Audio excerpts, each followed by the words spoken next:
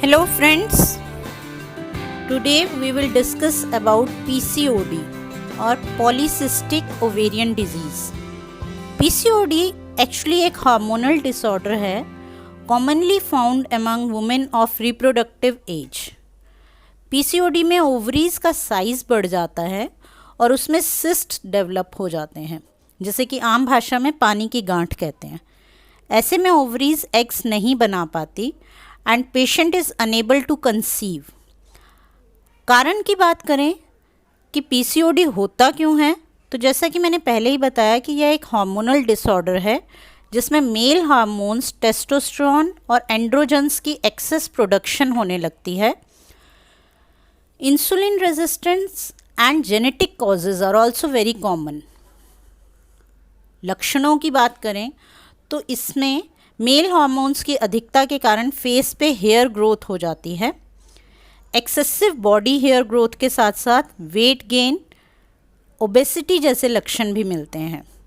Irregular periods और may be missed periods for 1 or 2 cycles में also be found. जैसा कि पहले भी बताया कि पेशेंट कंसीव नहीं कर पाती है.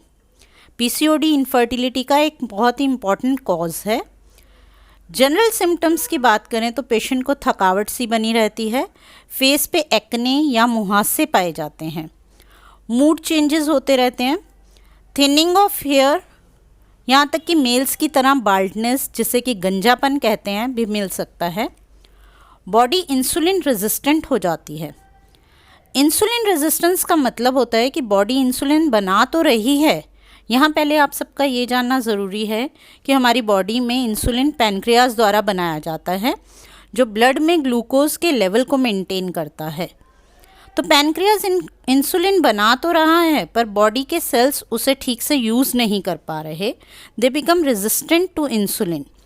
यूज़ नहीं कर पाएंगे तो ब्लड से ग्लूकोज को एब्जॉर्ब नहीं कर पाएंगे और इसी के कारण ब्लड में ग्लूकोज का लेवल बढ़ जाता है. This leads to type 2 diabetes. Diabetes भी हो सकती है पेशेंट को, क्योंकि सेल्स ठीक क्वांटिटी में इंसुलिन को एब्जॉर्ब नहीं करते हैं. इसलिए कुदरती तौर पे पहले तो पैनक्रियाज एक्सेस क्वांटिटी में इंसुलिन बनाने लग जाता है कि जिसके कारण पीसीओडी के पेशेंट में हमें सीरम इंसुलिन लेवल्स भी बढ़े हुए मिलते हैं. पैनक्रियाज जो है वो एक्सेस क्वांटिटी में क्यों इंसुलिन बनाने लग जाता है, क्योंकि सेल्स ठीक से नहीं उसे यूज़ कर पा रहे हैं और ब्लड में से ग्लूकोज को एब्जॉर्ब नहीं कर पा रहे हैं. दैट्स वाई पैनक्रियाज जो है और ज़्यादा इंसुलिन बनाने लग जाता है. इसी वजह से पीसीओडी के पेशेंट में हमें सीरम इंसुलिन लेवल्स भी बढ़े हुए मिलते हैं और सीरम इंसुलिन के लेवल्स को कम करने के लिए हमें मेडिसिन्स भी देनी पड़ती हैं. फिर धीरे धीरे जब पेशेंट मैनेजमेंट स्ट्रेटजीज़ को भी अडॉप्ट ही नहीं करता है या ट्रीटमेंट ही नहीं ले रहा तो पैनक्रियाज कब तक करेगा. Pancreas becomes unable to maintain the release of extra insulin. After that भाई वो भी थक जाएगा. कुदरत भी एक सर्टेन लिमिट तक आपका बचाव कर सकती है, उसके बाद तो आपको ही अपना ध्यान रखना है. This all leads to increase blood glucose and type 2 diabetes. तो इस तरह से हमने देखा कि पीसीओडी के पेशेंट में weight gain, serum insulin levels का बढ़ना यानी इंसुलिन रेजिस्टेंस की वजह से मेल हार्मोन्स का बढ़े हुए होना, मेंस्ट्रुअल इरेगुलरिटीज़, इनफर्टिलिटी, एक्ने मुहासे होना, ये इस तरह के लक्षण मिलते हैं. अब हम बात करते हैं इसमें किस तरह का खान पान लेना चाहिए. तो हल्का खाना खाएं, तला हुआ बिल्कुल ना लें, ऑयली फूड्स को बिल्कुल अवॉइड करना है. हरी सब्जियां लें जैसे पालक, गोभी, ब्रोकली, बीन्स आदि का सेवन करें.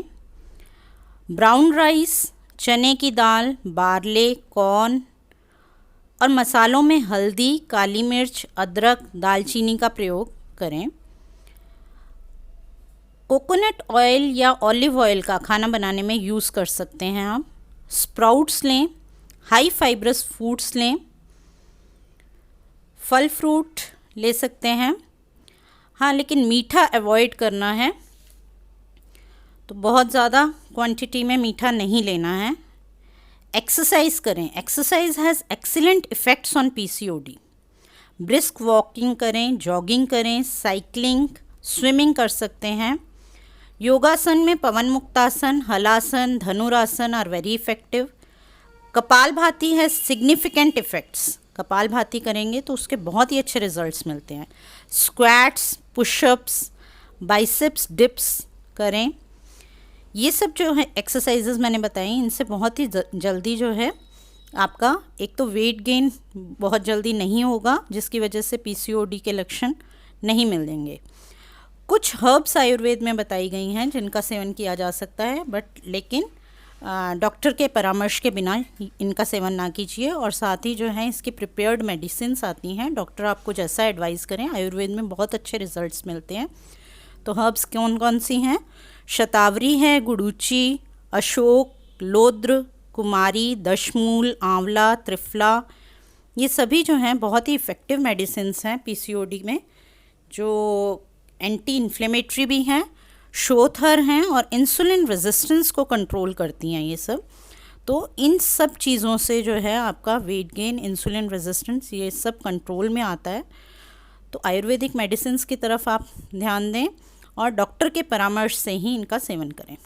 Thank you so much.